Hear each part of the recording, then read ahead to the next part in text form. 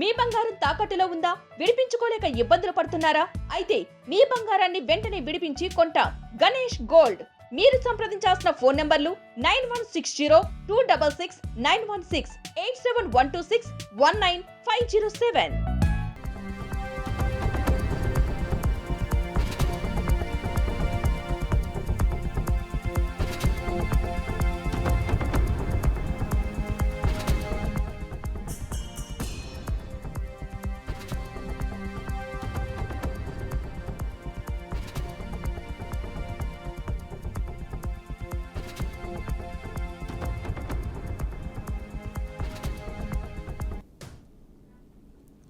Breaking news చూస్తున్నాం. ఢిల్లీలో air India విమానంలో ఒక్కసారిగా మంటలు చెలరేగాయి. విమానం ల్యాండ్ అయిన కాసేపటికే పవర్ యూనిట్లో మంటలు వ్యాపించాయి. హాంకాంగ్ నుంచి ఢిల్లీకి వచ్చిన A1315 విమానం అధికారులపై తెలిపారు. అప్రమత్తమైన అధికారులు, ప్రయాణికులు, సిబ్బంది సురక్షితంగా కిందికి దింపారు. ప్రమాదంపై దర్యాప్తునకు ఎయిర్ ఇండియా ఆదేశించింది.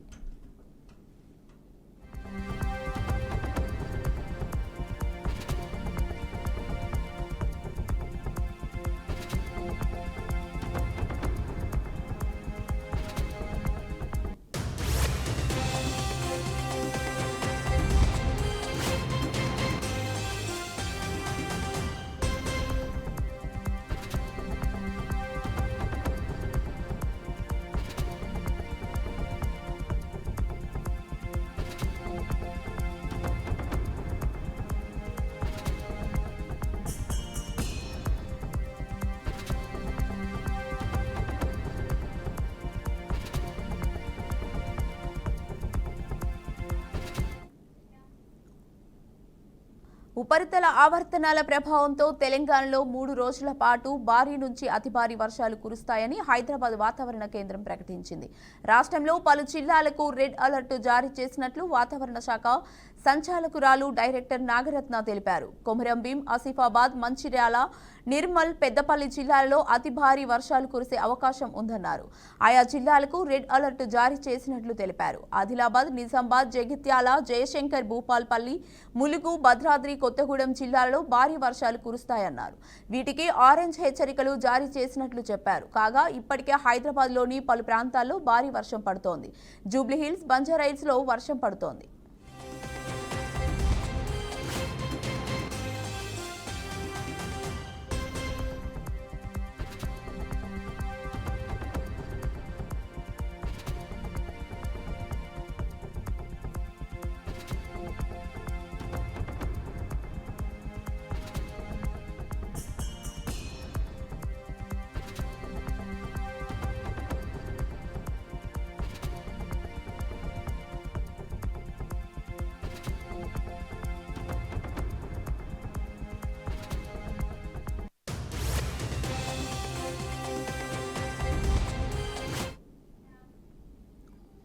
సూరత్ ఇంటర్నేషనల్ ఎయిర్పోర్ట్లో భారీగా బంగారం పట్టుబడింది. 28 కిలోల గోల్డ్ ఫేస్ను డైరెక్టరేట్ ఆఫ్ రెవెన్యూ ఇంటెలిజెన్స్ అధికారులు స్వాధీనం చేసుకున్నారు.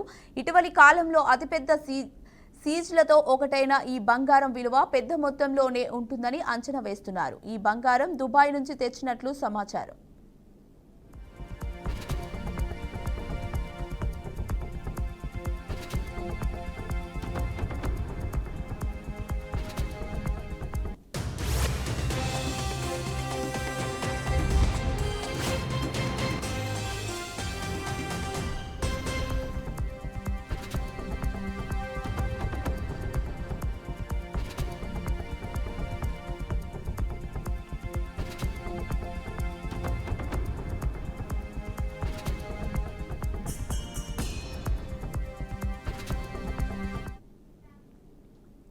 రాష్ట్ర ప్రభుత్వం చేపట్టిన socio economic, educational, employment, political and caste సర్వేను దేశంలోనే చారిత్రాత్మకమైన చర్యగా డిప్యూటీ సీఎం బట్టి విక్రమార్క అభివర్ణించారు.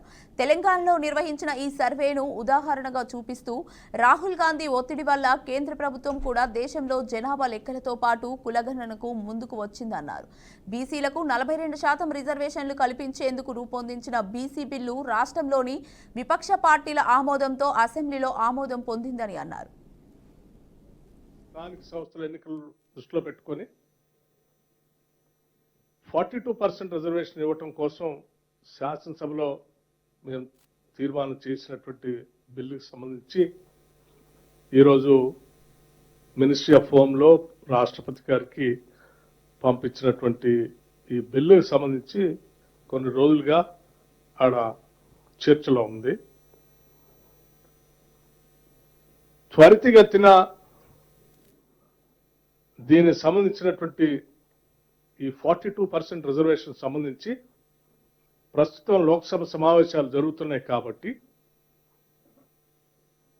లోక్సభలో ఉన్నటువంటి ప్రతిపక్ష నాయకులు శ్రీ రాహుల్ గాంధీ గారిని,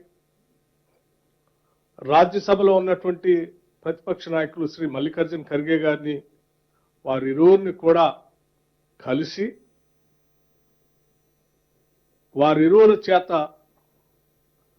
మేము చేసినటువంటి ఈ సర్వేకి సంబంధించిన సమాచారం, దాని ఎంపిరికల్ డాటా కూడా ఇచ్చి మేము పంపించినటువంటి బిల్లుకు సంబంధించి త్వరితగతిన పార్లమెంటులో దీనిపైన అందరి నాయకులు బీసీ రిజర్వేషన్లపై 2 జాతీయ పార్టీలు తెలంగాణ ప్రజలను మోసం చేస్తున్నాయని తెలంగాణ జాగృతి అధ్యక్షురాలు కవిత ఆరోపించారు. తాజాగా బీజేపీ స్టేట్ ప్రెసిడెంట్ చేసిన వ్యాఖ్యలు, బీజేపీ ఎంపీలు, కేంద్ర మంత్రులు మాట్లాడుతున్న అంశాలను చూసినా కూడా చాలా బాధగా ఉందని ఆవేదన వ్యక్తం చేశారు. బీసీ రిజర్వేషన్ల బిల్లును అసెంబ్లీ, కౌన్సిల్లో పాస్ చేసి పంపితే రాష్ట్రపతి వద్ద పెండింగ్ పెట్టి తిరిగి పంపడం లేదన్నారు. పాస్ చేయమని బిల్లుకు మతపరమైన రంగు పులిమే ప్రయత్నం బీజేపీ చేసిందని మండిపడ్డారు. మరి బీజేపీ రాష్ట్ర అధ్యక్షులు చేసినటువంటి స్టేట్మెంట్ అయినా, బీజేపీ ఎంపీలు, కేంద్ర మంత్రులు మాట్లాడుతున్నటువంటి అంశాలను చూసినా కూడా చాలా బాధాకరంగా ఉన్నది. ఇక్కడ బిల్లు 2 అసెంబ్లీలో, కౌన్సిల్లో పాస్ చేసి పంపిస్తే రాష్ట్రపతి గారి దగ్గర పెండింగ్ పెట్టుకొని పంపకుండా మేము ఇయ్యము అని చెప్పి దానికి మతపరమైనటువంటి రంగు పులిమేటటువంటి ప్రయత్నం బీజేపీ చేస్తున్నది. దీన్ని నేను తీవ్రంగా ఖండిస్తూ ఉన్నాను. మరి గుజరాత్లో కూడా ఎట్లాంటి రిజర్వేషన్లు ఇచ్చిండ్రో అందరికీ తెలుసు. తెలంగాణకు వచ్చేటప్పటికే మీకు ఓట్లు ఇక్కడ రావు అని తెలిసే ఇటువంటి ప్రయత్నాలు బీజేపీ చేస్తున్నది. ఉత్తరాది రాష్ట్రాల్లో మాత్రం 50% పైచిలుకు రిజర్వేషన్లు బీజేపీ అమలు చేస్తుంది. కానీ కేవలం తెలంగాణకు వచ్చేటప్పటికి, దక్షిణాది రాష్ట్రాలకు వచ్చేటప్పటికి కోర్టులో ఉంది అది ఇది అని సాకులు చెప్పి బీసీ బిడ్డలను రిజర్వేషన్కి దూరంగా ఉంచడాన్ని నేను చాలా తీవ్రంగా ఖండిస్తూ ఉన్నాను. ఎట్ ద సేమ్ టైం మన రాష్ట్ర ముఖ్యమంత్రి గారు మరి ఆయన ఫ్లైట్ మోడ్ సీఎం, మళ్ళీ ఇవాళ కూడా ఢిల్లీకి పోతాడట. 50 సార్లు అయిపోయింది, హాఫ్ సెంచరీ కొట్టి ఇన్నిసార్లు ఢిల్లీకి పోయేస్తున్న ముఖ్యమంత్రి గారు ఇప్పటి వరకు కూడా ఒక్కసారి కూడా ప్రధానమంత్రి గారి మీద ఒత్తిడి తీసుకొచ్చేటటువంటి ప్రయత్నం చేయలేదు. అఖిల పక్షాన్ని ఢిల్లీకి తీసుకెళ్లి బీసీ రిజర్వేషన్ మీద గట్టిగా మాట్లాడినటువంటి దాఖలా లేదు. అంతేకాకుండా నిన్న మొన్న కూడా ఆయన ఢిల్లీలో మళ్లీ మాట్లాడిండు. ఏంది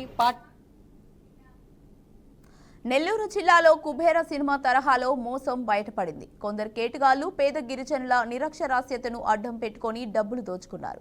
వారి వద్ద ఆధార్ కార్డులు, ఐడెంటిటీ కార్డులు తీసుకుని బ్యాంకులో ఖాతాలు తెరిచి అవినీతికి పాల్పడ్డారు. అమాయకపు గిరిజనుల పేర్ల మీద యాక్సిస్ బ్యాంకులో ఖాతాలు తెరిచి లక్షల్లో డబ్బును కాజేశారు. నిందితులు చాలే వాసుదేవ నాయుడు, అల్లాబక్షు, శివ, వెంకట్ అనే కేటుగాళ్లని చెబుతున్న బాధితురాలు తనూజాతో మా ప్రతినిధి Sagar Reddy face to face. మోసాలు విభిన్న తరహాలో నడుస్తున్నాయి. ఒకవైపు జరిగే మోసాలని సినిమాల రూపంలో కూడా చూపిస్తున్నారు. కుబేర సినిమాలో ఏదైతే పేదవాళ్ళందరూ కూడా ఐడెంటిటీ లేని వాళ్ళని తీసుకొని వాళ్ళ ఖాతాల్లో బ్లాక్ మనీ వేసి వైట్ మనీ ఏ విధంగా చేస్తారో అదేవిధంగా అదే తరహాలో నెల్లూరు జిల్లాలో ఎన్నో నెలల క్రితమే ఒక భారీ మోసం అయితే వెలుగు చూసింది.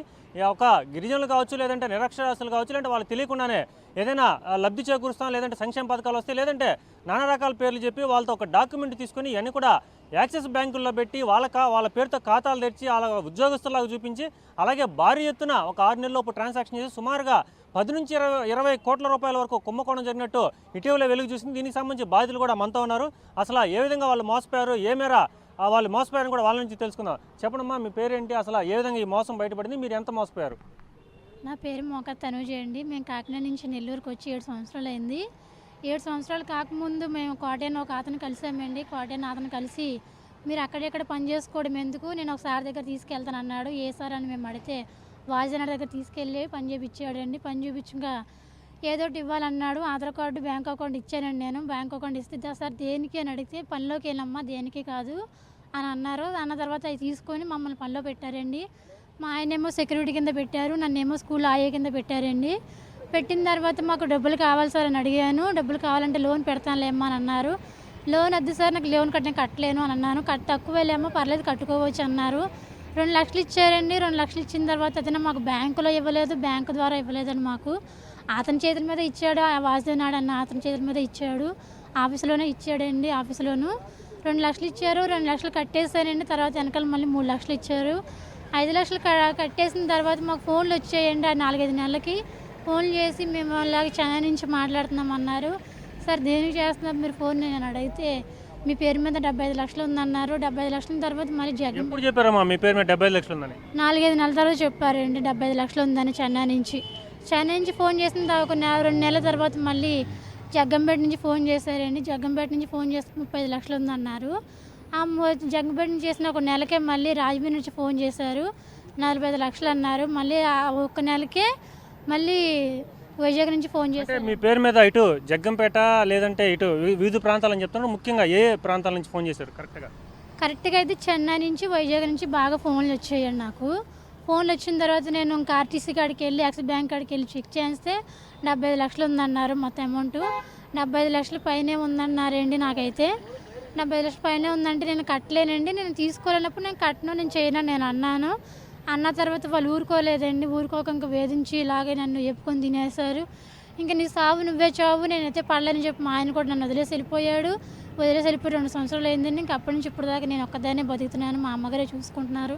నేను 2 నెలలు పాసి పని చేసుకొని నన్ను నా పిల్లనట్టుకొని బతుకుతున్నానండి. ప్రస్తుతం మీరు ఎవరికి ఫిర్యాదు చేశారు? మీకు ఎటువంటి న్యాయం కావాలనుకుంటున్నారు?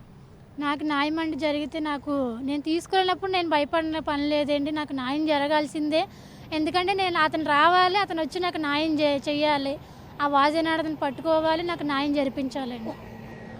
సుమారుగా 50 నుంచి 60 మంది వరకు ఇట్లా ఫేక్ డాక్యుమెంట్లు పెట్టారు. జాలే వాసుదేవనాయుడు, అల్లా బక్షు, శివ, వెంకట్ అని 4 పేర్లు ఇప్పటికే నిందితులుగా తెచ్చారు. ముఖ్యంగా ఈ వాసుదేవనాయుడు గురించి ఇప్పటికే చాలామంది ఇక్కడ మనం బీఆర్కే న్యూస్ కూడా లోతుగా దీని మీద దర్యాప్తు చేసింది. ఒక ఇన్వెస్టిగేషన్ కూడా విస్తుపోయే నిజాలు వెలుగులో చూశాయి. ఎందుకంటే రాజకీయ నాయకుల పేరుతో ముసుగు తెచ్చారు. అలాగే ఒక స్కూల్ పేరుతో మాగుంట్లేట్ అనే ప్రాంతంలో ఒక స్కూల్ ఓపెన్ చేశారు, సుమారుగా 3 అంతస్తుల బిల్డింగ్. అలాగే ఇలాంటి అమాయకుల పేరుతో డాక్యుమెంట్లు తీసుకున్నారు. వాళ్ళ ఒకవైపు స్కూల్ ఉంది, రాజకీయ నాయకులుగా ఉన్నామని చెప్పి అనేక రకాలుగా వీళ్ళని భ్రమింపజేసి వీళ్ళ ఖాతాల్లో వివిధ రకాలుగా అంటే సుమారుగా 78 లక్షలు 70 లక్షల దాకా ఒక సాధారణంగా పనిచేసుకునే వాళ్ళ దగ్గర 70 లక్షల రూపాయలు అప్పు చేసినట్టు వాళ్ళ ఖాతాలో అకౌంట్లో అప్పులు చేశారు. ఇప్పుడేమో బ్యాంకులన్నీ కూడా వాళ్ళ మీద పడుతున్నాయి. సో తమకు న్యాయం జరగాలి, ఈ జాలే వాసుదేవనాయుడు లాంటి వాళ్ళు ఈ సమాజంలో ఖచ్చితంగా శిక్ష పొందాలి. తమకు జరిగిన అన్యాయాన్ని ఇప్పటికే వాళ్ళు నెల్లూరు జిల్లా ఎస్పీ కూడా ఫిర్యాదు చేయడం జరిగింది. సో మొత్తం మీద బాధితులైతే తమకు న్యాయం చేయాలని చెప్పి ఇప్పటికే అనేక మార్లు పోలీసులు ఫిర్యాదు చేసి ఎటువంటి చర్యలు తీసుకోవట్లేదు. ఇటు ఎస్టీ సంఘాలు కావచ్చు, జిల్లా రాష్ట్ర స్థాయి నాయకులందరూ కూడా ఈరోజు జిల్లా ఎస్పీ కార్యాలయానికి వచ్చారు. ఇటు బాధితులకు మద్దతు తెలిపారు. సో మొత్తం మీద చూడాలి పోలీసులు ఎటువంటి చర్యలు తీసుకుంటారు. ఇప్పటివరకైతే కొందరు ముత్తుకూరు పిఎస్లో అరెస్ట్ చేశారని చెప్పి కూడా తెలుస్తుంది. మరి ఎటువంటి చర్యలు తీసుకుంటారో కూడా తెలియాల్సి ఉంది. ఇది ఇక్కడ నెల్లూరు నుంచి తాజా పరిస్థితి. కెమెరామెన్ అభిషేక్తో సాగర్ రెడ్డి, బీఆర్కే న్యూస్, నెల్లూరు. సమాజంలో మోసాలు విభిన్న తరహా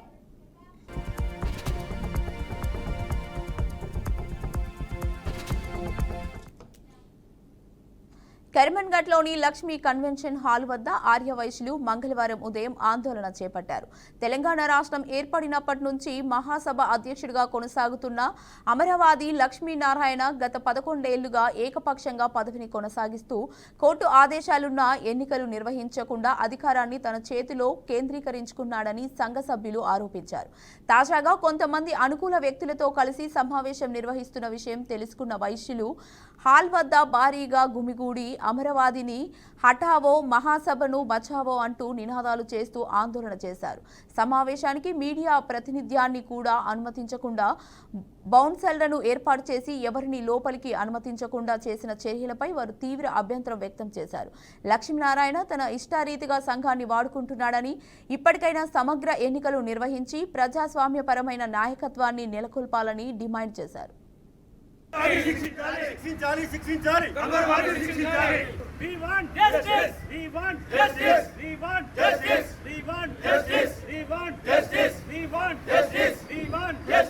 अमरवादी हटाओ, महासभा बचाओ, अमरवादी हटाओ, महासभा बचाओ, अमरवादी हटाओ, महासभा बचाओ, अमरवादी डाउन डाउन डाउन अमरवादी। ఈ రోజు తెలంగాణ ఆర్య వైశ్య మహాసభ కార్యవర్గ సమావేశం అని చెప్పి అమరవాది గారి నాయకత్వాన అధ్యక్షుడు అని చెప్పి ఇక్కడ లక్ష్మీ కన్వెన్షన్లో మీటింగ్ చేయడం జరిగింది. మేము కోర్టులో వేసిన పిటిషన్కు సివిల్ కోర్టు తీర్పిచ్చింది. మరి కోర్టు తీర్పులను పోలీస్ కంప్లైంట్ను మన సిపి గారికి, డీసీపీ గారికి, అడిషనల్ డీసీపీ గారికి, ఏసీపీ గారికి, సిఐ గారికి కంప్లైంట్ ఇచ్చిన వెంటనే వాళ్ళు ఫంక్షన్ హాల్కు ఒక నోటీస్ పంపించారు.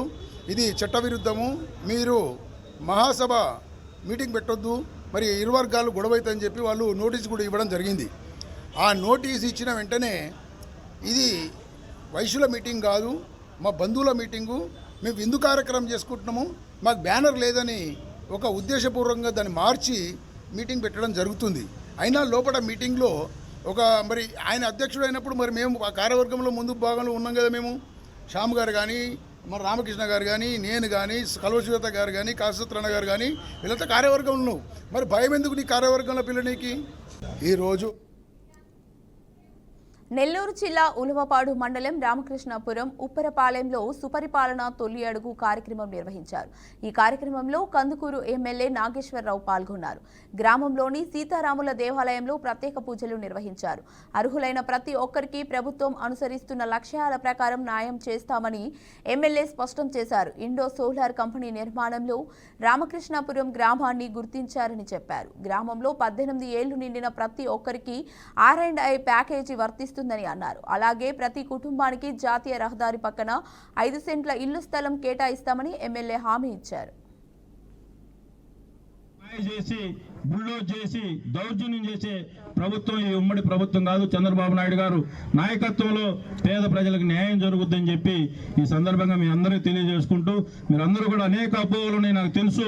తప్పనిసరిగా తలవరి ఇందాక సోదరు చెప్పినట్లు ఒక్కొక్కరు వచ్చి ఒక్కొక్కటి చెబుతా ఉన్నారు. మేము ఎవరు అపోహ గురవసరం లేదు. మీకు అందరికీ ఏదైతే R&R కాలనీ కంప్లీట్ చేసి మీకు అందరికీ అనుకూలమైన తర్వాతనే ఇక్కడ వచ్చి ఇళ్లలో ఉండే పరిస్థితి ఉన్న తర్వాతనే ఇక్కడి నుంచి పోతారు. అప్పుడు దాకా మిమ్మల్ని ఎవరు ఇబ్బంది పెట్టరని చెప్పి ఈ సందర్భంగా మీ అందరికీ నేను హామీ ఇస్తూ, మీరందరూ కూడా నా కుటుంబ సభ్యులు ఈ కరేడు పంచాయతీ ఎవరికి ఎప్పుడూ తెలుగుదేశం పార్టీ మెజార్టీ రాలేదు. నాకు నిన్న ఎలక్షన్లో బ్రహ్మాండంగా మీరందరూ నన్ను ఓట్లేసి గెలిపించారు. మీ అందరికీ నేను రుణపడి ఉంటానని చెప్పి ఈ సందర్భంగా తెలియజేసుకుంటూ, ఈరోజు మీరు రామకృష్ణాపురం పేద ప్రజలందరికీ తెలుసు, మీ బోటోలకు అన్యాయం చేస్తే మాకు రాబోయే రోజుల్లో ఫుడ్ కూడా దొరకదు. మీకు మాజీ ఎమ్మెల్యే అలగంజి జోగారావుకు బాబు షూరిటీ మోసం గ్యారంటీ కార్యక్రమంలో చేదు అనుభవం ఎదురైంది. కార్యక్రమంలో భాగంగా ఆయన పార్వతీపురంలో పర్యటించారు. ఎమ్మెల్యేగా ఉన్నప్పుడు ఎన్నిసార్లు మీ దగ్గరికి వచ్చినా ఏ పని చేయలేదని వృద్ధురాలు నిలదీసింది. కూటమి పాలనలో తమకు ఎలాంటి మోసం జరగలేదని తెలిపింది. అన్ని విధాలుగా అభివృద్ధి చెందిందని, అసత్య ప్రచారాలు చేయొద్దని చెప్పారు.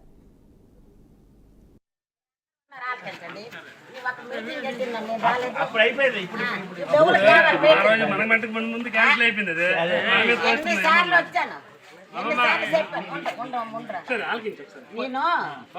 నేను మనిషిని పంపించావా నాతో అక్కడెక్కడ